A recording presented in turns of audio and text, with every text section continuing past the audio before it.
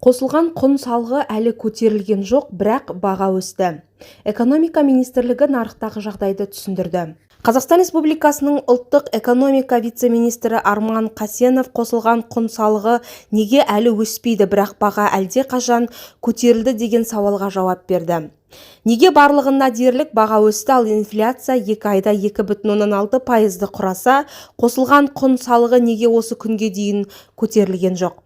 Ал Қазақстан жыл соңына дейін 9-10% шегін сақтай ала ма деген сауал үкімет отырысынан кейінгі баспасөз мәслихатында вице-министрге қойылды.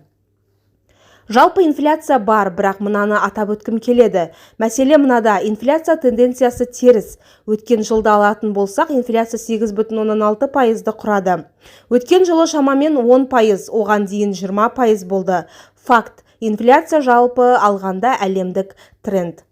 Көбінесе ол ақшалай сипатқа ие, ол нені білдіреді?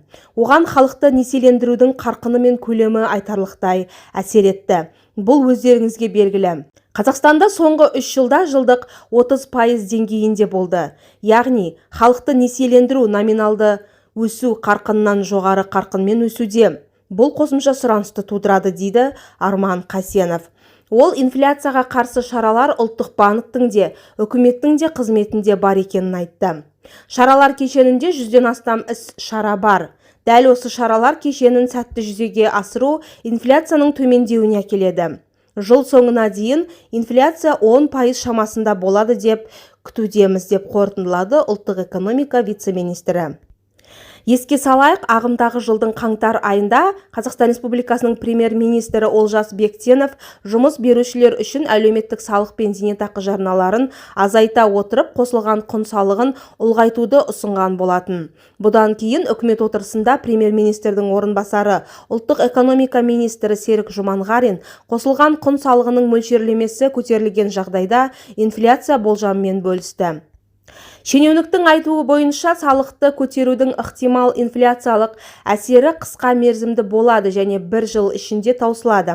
Ал қосымша инфляция 3%-ға дейін болады деп күтілуде. Дегенмен сарапшылар 2025 жылы инфляция орта есеппен 10,6%-ға дейін көтерілуі мүмкін дейді.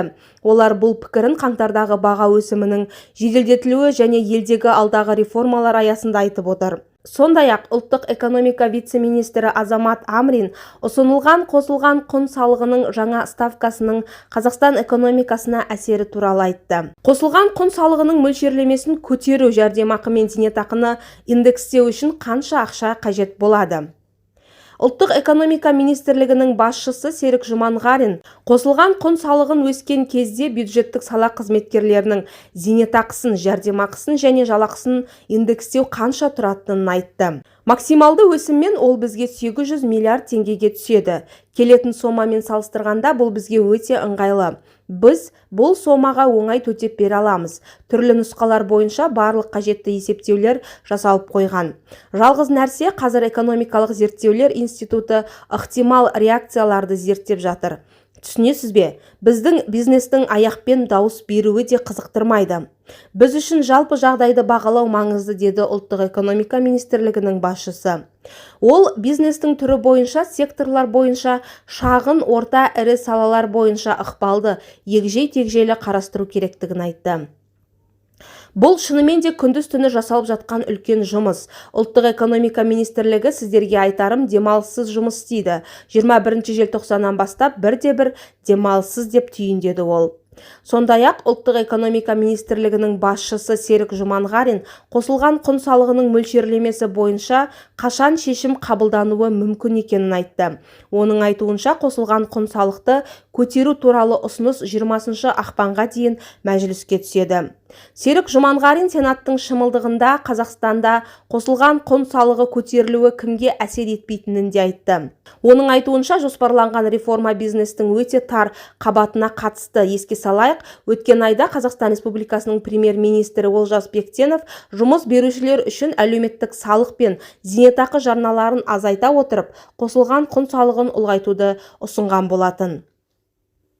Осы оқиғаларға байланысты Қазақстанда қосылған құн салығы бойынша тіркеу шегін 15 миллион теңгеге дейін төмендетуге қарсы петиция басталды, ал депутат Берік Бейсенғалиев Қазақстанда қосылған құн салығын көтеру туралы ұсынысқа тоқталды. Оның пікірінше, үкімет басқа тәсілдерді зерделеуі керек деп жатыр.